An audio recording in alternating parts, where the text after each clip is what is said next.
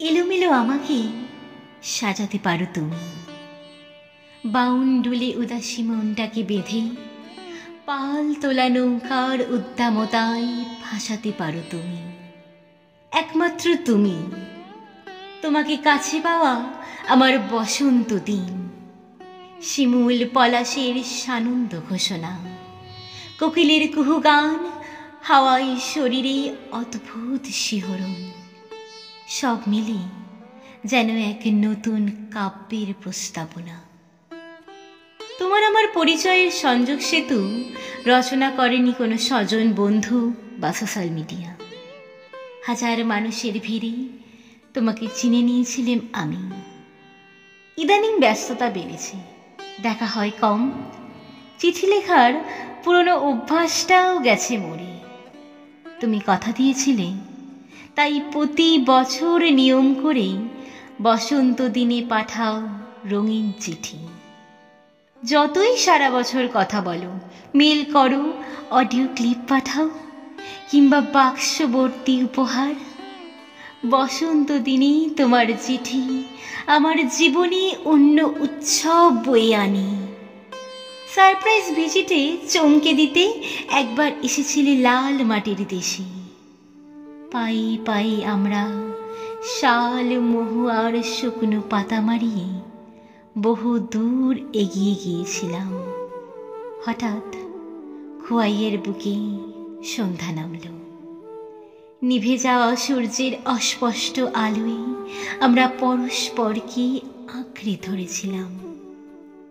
মাথার উপর ঝরে পড়ছিল হাজার ফুলের শুভেচ্ছা। নাম না জানা পাখি গেয়ে উঠেছিল গান। আমাদের প্রাণময়তায় জেগে উঠেছিল আকাশ ছুঁতে চাওয়া নিস্তব্ধ বনবিথি। তোমার পুরনো চিঠিগুলো এখন পড়ে শোনায় আমার হোস্টেলের অধিবাসী মেয়েটি। ও এখন ভালোই বাংলা শিখেছে।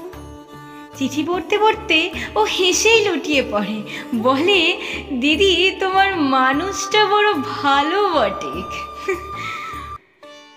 অস্ত্রোপচারের পর সেদিন আমার চেক আপ হলো। ডাক্তার কাকু জানালেন আমি নাকি চিকিৎসায় ভালো সাড়া দিচ্ছি। এভাবে সব ফেলে আর কতদিন বিশ্রামে থাকবো বলো? দুর্বৃত্তদের ছোঁড়া বোমায় হারাতে বসেছিলাম চোখ।